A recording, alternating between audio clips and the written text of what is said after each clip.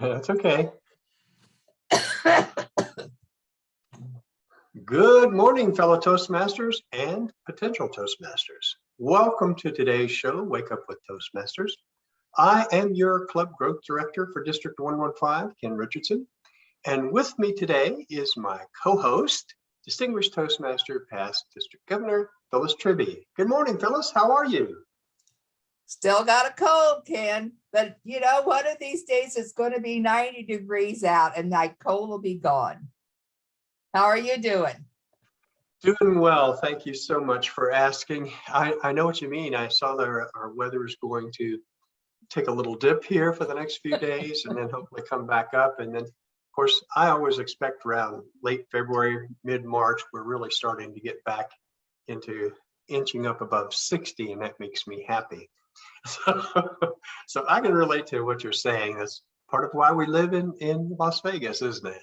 Yeah, 90 degrees. Bring it on. Well, today, Phyllis, you and I had discussed earlier, sort of beginning a series to talk about team building or building teams within Toastmasters. And it's a topic that I think a lot of people are interested in because we work as a team, whether you're at the club level and you're dealing with your executive committee, or you're at the area level and you're working with lots of different clubs and on up the ladder, so to speak, all the way to the trio. Building and working in teams is absolutely crucial. And that's true in the business world as well. And what I've noticed over the past several years is that those kinds of skills, people who can work in a team, can build consensus, those types of skills are more and more valued because it takes a team to get things done. So I thought we'd start this series, and I don't know how long it's going to go, but there are so many topics that we can talk about today, but I thought we'd start talking about effective communication. So, of course, I've got slides. A PowerPoint. Yes, my brain won't work without them. So I'm going to do some screen sharing here to get us going. Here we go. Very good. So this is part of our upcoming series. I know this may be picked up by Netflix, so I want to give everybody a warning. Oh, really? Not kidding. But we're going to talk about team building skills over the next several sessions or programs, and when we don't have a guest. And today we're going to start talking about the elements of effective communication. Now, as you and I have discussed, there are so many models out there and so many theories of effective communication that it can be overwhelming. So what I thought as I was sort of preparing for today is I want something that we can share with our audience that isn't overwhelming and doesn't require, a Rhodes Scholar to understand or to research. So I found a model that I think is very, very useful and encompasses all of the key elements of communication without being overwhelming. So I'm going to go to that, and we're going to look at these key elements and discuss them. First of all, effective communication involves information exchange. And that starts with you, particularly if you are a leader of a team. Your attitude and your tone of voice are absolutely crucial to an accurate and to an encouraging type of information exchange. You also have to understand your audience, whether it's a committee that you've been assigned to, say for a club contest committee or an area contest committee, or it's the executive committee. You have to understand the preparation that the audience does and what are their expectations. And your message.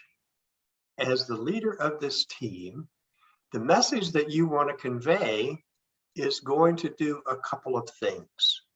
It's going to talk about who, what, when, where, and why, sort of the nitty gritty of the communication or the task before the committee. But it's also going to be a message that shows respect for the other members of the team and recognizes the importance of encouraging folks to step up and not overpowering them. What are your thoughts on this information exchange? Have I missed anything here, Phyllis? I like where you put in tone of voice. If you're the leader, you need to have control. And your control, I think, is shown by the tone of your voice. And also the attitude is that this is a project that is worth everyone's time and attention. And you get that from the tone of voice. That's a good point. You know, when I was putting this together and I saw that, you know, for some reason, it made me think of an old movie you may have seen called 3 Men and a Baby. Did you ever see that movie? Sure. Okay. There's a scene in there where Tom Selleck is holding the baby and is reading the results of a boxing match out of Sports Illustrated. Mhm. And he's reading it like, and Joe was punched in the face and blood flew everywhere. It was so disheartening for his supporters. So he was just using a really soft tone of voice. And I think it was Steve Guttenberg was one of the other actors, comes in the room and says, "What are you doing reading such a violent story to a baby?" And he responds, "Hey, the baby doesn't know about content. He or she only knows about the tone of your voice." Yeah. So it really doesn't matter what I'm reading as long as I use the right tone of voice. So I think that illustrates for me the importance of tone of voice in setting the mood in a committee meeting or an executive committee meeting. So that I agree with you. Another thing about effective communications, the elements of effective communication, is active listening. We're going to talk about this a little bit more. But everybody thinks, "Oh, I listen." No, they don't. Hearing, we hear, because hearing is natural unless you have an impairment. But listening, really listening, is an acquired skill. And we'll talk about some of the elements of active listening in today's presentation. But it is such an important element of effective communication. Because if you are not listening, if you're distracted, the message is going to be diluted at the very least and lost at worst. And I think this is maybe one of the most important things that we could talk about is active listening. Another thing that we want to talk about as effective elements include those nonverbal communications, your body language, your facial expression, and even things like the written word. And here I think about, I don't know if you've ever done this, Phyllis, but have you ever written an email in haste, hit the send button, and then immediately regretted it? I have a lot of texts like that. I talk my text and my sons will send me back 4 or 5 question marks like they don't understand what it says. Well, that's a good point. With today's technology, we use emails, we use text messages, we communicate in a variety of ways that we didn't have before. And the written word in those instances leaves out a lot of those nonverbal communication cues that we get when we're at a face-to-face meeting. So that's an important consideration. I know we have emojis, and I confess I'm not good at using emojis. I find them, I don't know, they're just like frivolous or something. So it's very, very, very, very rare that I use emojis. So when you're dealing with a written word, whether it's a text or an email, you have to think about what is the receiver of that message missing out on? Well, they're missing a lot, really. They're missing the nonverbal communication, they're missing the tone, all of the other cues that make up effective communication that you have when you're in person. So that makes it even more challenging for the sender, the writer of that word or that message, to make sure they get it right. And then finally, you have to have a conducive environment. And I have been to Toastmasters meetings that were held in restaurants, and it's so noisy sometimes you can't hear. And have you ever been in that situation? I actually did a skit with another person in a corner of a restaurant. And it's like we were far enough away. I don't think the others heard us. But then when so many people gathered around and started staring at us, so because they couldn't hear us as well. So, there's these two people sitting at a table doing a skit, and I think maybe 5 people standing up in front of them, protecting them from the rest of the room, that the rest of the room just almost like silently wanted to come over and be with us. But you do what you have to do. You think that you have a room, and sometimes a room is not available, or 2 people have let the room out, or they've decided you're not large enough to have their room. And you have to make do with what you have. Get the best you can, but don't give up because you don't have it. Absolutely. You have to take that in consideration. Now, we've had, like I said, a lot of meetings I've been to where it was so noisy you couldn't really hear what was going on. But if you have if you're trying to build your team, that's the time you really need to think about the conducive environment and make sure that you have one where the team can focus its energies on that bonding experience, that getting to know one another experience, and focus on what is the goal and how are we going to relate to one another.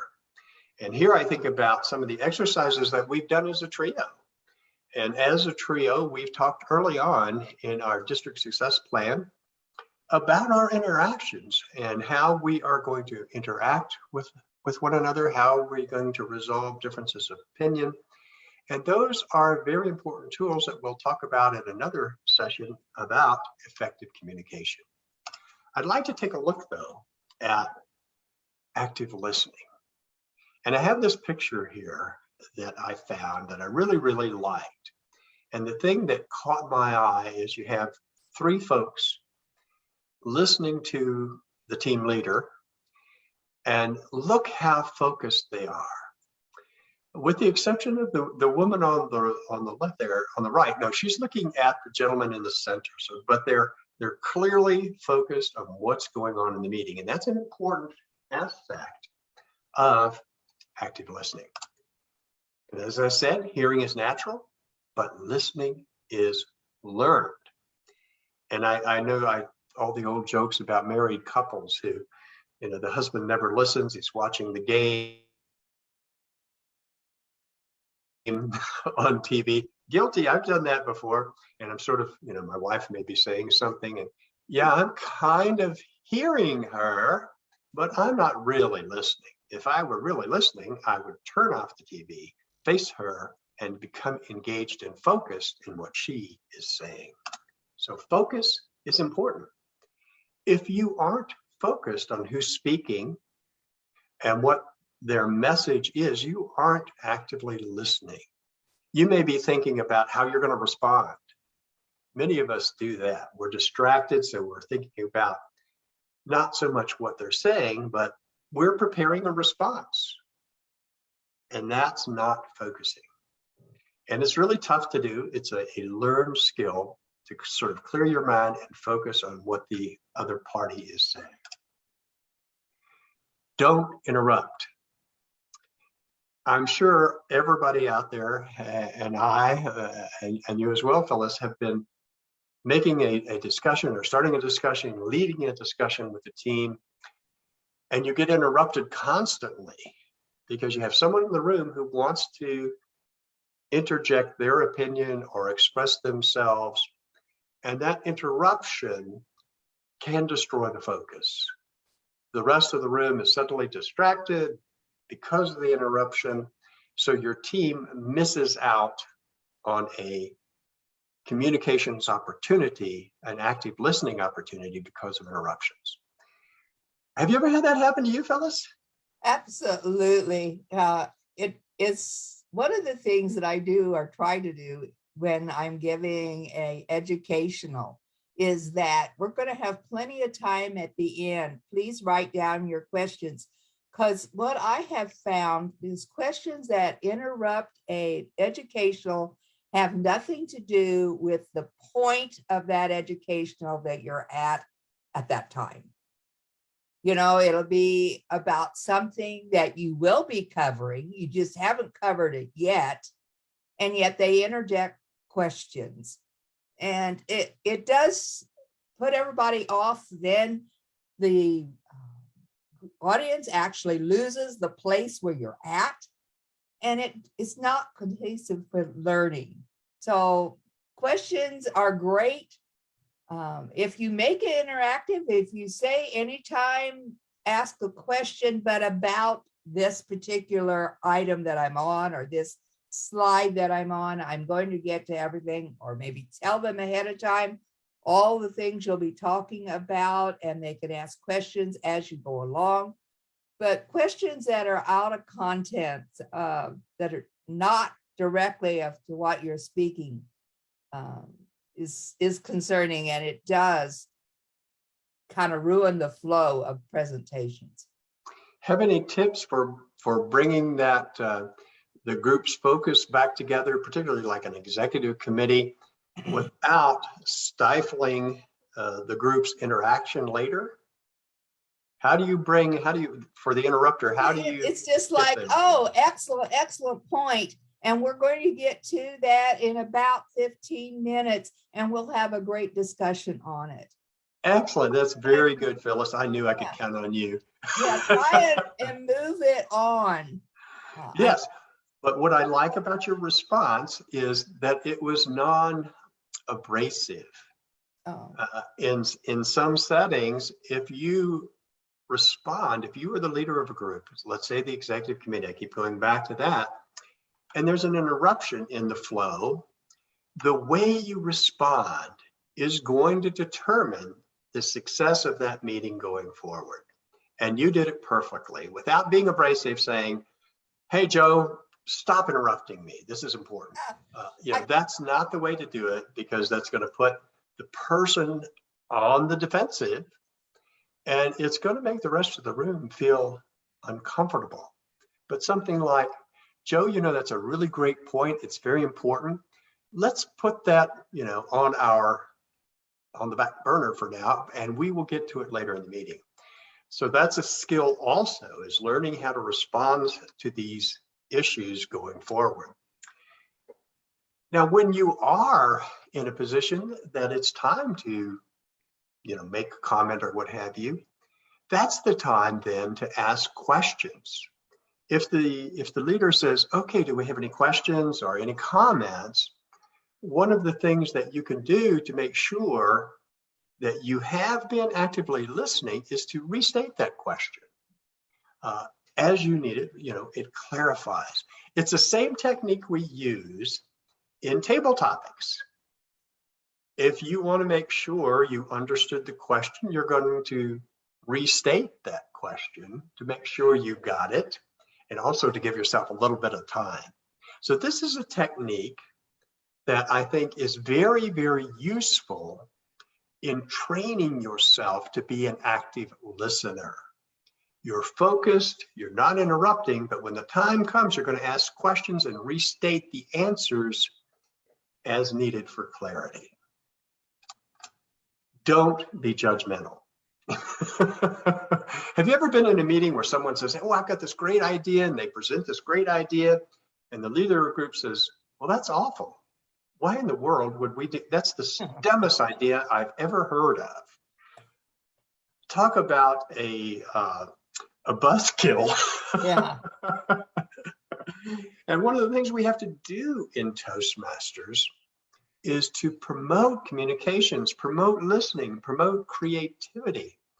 And if you are overly judgmental, then, and the way you respond is important, then you could stifle what might become a really great idea if it's massaged, and you might miss an opportunity to start mentoring a potential leader in the future.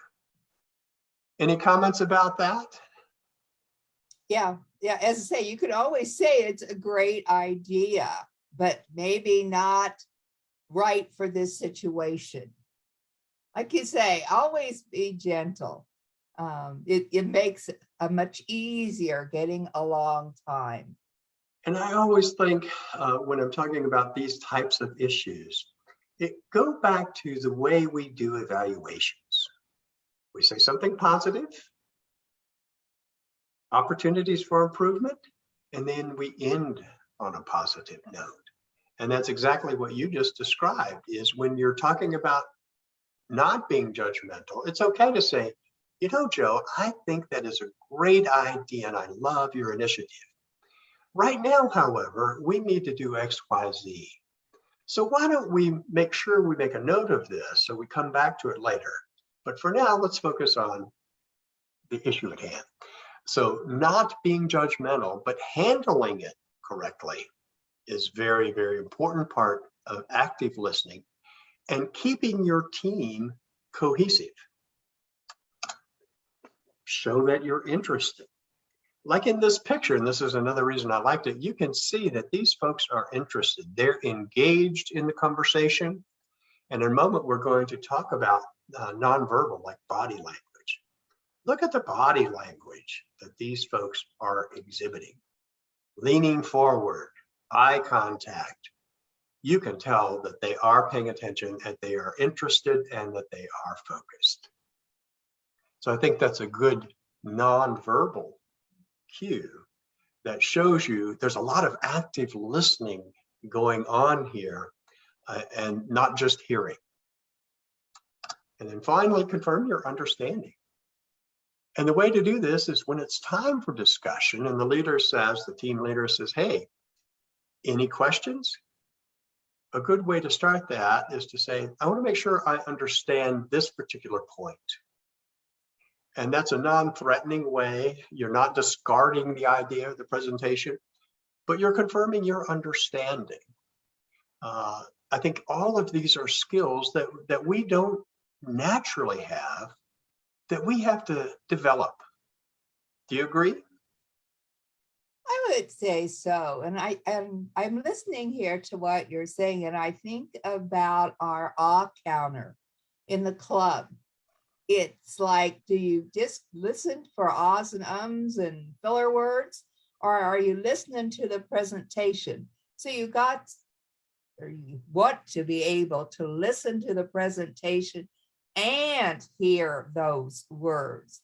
And so many times new members and even members that have been around a while get caught up in the listening of the content, the story, and they don't hear any of those. So I think if you have a problem with active listening, this is the one role you want to volunteer for. So be sure you get all of the content and hear all of the ahs. So it's a training session, even in your weekly meetings. I'm so glad you brought that up. You're so right, because all of the roles, we don't always appreciate. What are the roles of a meeting? How do they contribute to our growth and development? Things like grammarian and awe counter, they help you develop those listening skills. Even evaluator, if you're the evaluator or general evaluator, you have to listen to the person you're evaluating. You have to pay attention to the meeting. And that's like developing your active listening skills, just like going to the gym and exercising. When you practice, you are exercising and developing and confirming those skills, building them up greater. So I think you're right. Now, some of the barriers that there are to listening. One you can see right here in this picture, this gentleman on the end. He's really not listening, is he? He's daydreaming. He's not listening. But some of the barriers, we think faster than the speaker can talk. Your mind is such a marvelous organ that you are ahead of the curve, so to speak. That's one of our clubs, ahead of the curve. But you are ahead of the speaker. Your brain is moving ahead, anticipating what's next, maybe preparing a response.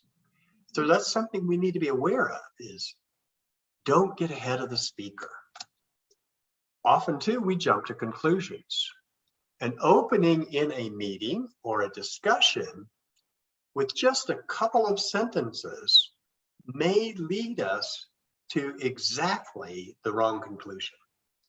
And the way I think about this, Phyllis, is when we're talking about tall tales contests. And the really great tall tales contests, speakers, lead us down a path where we think we know where we're going. And then in the end, so we've jumped to conclusion, but in the end, there's that twist. And it's that twist that says, oh my gosh, I wasn't expecting that. Or a movie that has an ending that is totally different from what you thought it was going to be. But that's a barrier that you need to think about. Jumping to conclusions. Don't jump to conclusions. We're distracted. We often allow our minds to wander. We lose patience. We decide we're not interested, so we start the daydreaming like this gentleman. We overreact and often respond emotionally. And that's a tough one, because all of us, we're emotional creatures. All humans have emotions. And it's tough sometimes not to respond emotionally. That's why the tone, the nonverbal cues, the language that we use is so important in not eliciting negative emotional responses in our meetings. And of course, we talked about this, we interrupt. Now, I'm moving a little faster here because I noticed that we are once again running out of time, and I don't want to keep our audience too long. We may go over a little bit, but I love this collage that illustrates nonverbal communications. These facial expressions send a message, and clearly there are some people in this group you would not want to have a conversation with right now, particularly this guy in the center. He looks really angry about something, and you don't want him to release that anger on you. So nonverbal communications are important. Things in your facial expression are somewhat universal. A lot of these emotions we would recognize: happiness, sadness, anger, fear, surprise, disgust, boredom. Yes, sitting there listening, I'm bored, whether or not you're sleepy or tired or daydreaming.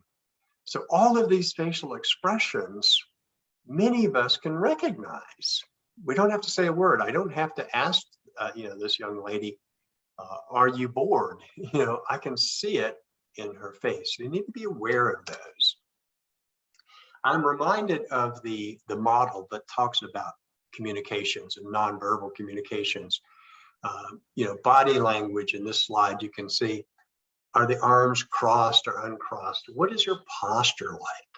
How about eye contact? And in many models, the percentages may vary, but the message is the same. Nonverbal communication can contribute up to 65% of what your message is as received, and only 35% your actual words. Another article that I looked at said that our words are about 7% of our communication. How we speak, tone of voice again, 38%, and body language, 55%. So be aware of that in your meetings and as you're building your teams. And don't forget social media. The written word is a form of communication. We talked about this. Letters, not many people write letters anymore. but your emails, don't get sloppy. Think before you hit that send button to make sure if you're going to reply all that you really intend to hit the reply all button. And keep an eye on your social media, your Facebook page, your blogs, Twitter, whatever it might be. Always strive to represent your very best self. And that typically will lead to much more effective communication than if you are trying to impress. And finally, conducive environment. We talked a little bit about this in having your meeting. Minimize distractions, maximize comfort. If it's very cold in the room, if it's the dead of winter and you're freezing, everybody's going like this and keeping their jackets on, that's not an environment that's conducive to communication.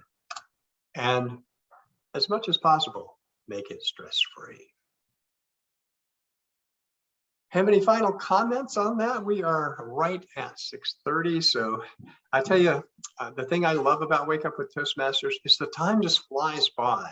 You know, we get engaged in a topic like today, and the next thing I know is, oh, time to wrap up. So what are your thoughts and final thoughts? We're going to have to go over a few of those slides there at the end and talk a little bit more about the verbiage and how people feel. You need to be able to look out on your audience, and you're very right. If they can see what's going on in your face, whether or not you're connecting. Now, how do you change that? Some people are very able to, but my favorite way to do that is if I see people that are not connecting, I try very hard to find a short story that would bring them back to my way of thinking or to listening again. But, well, and I'm so glad you said that, because the new pathways, level 1, talks about things like vocal variety. It talks about things like gesturing.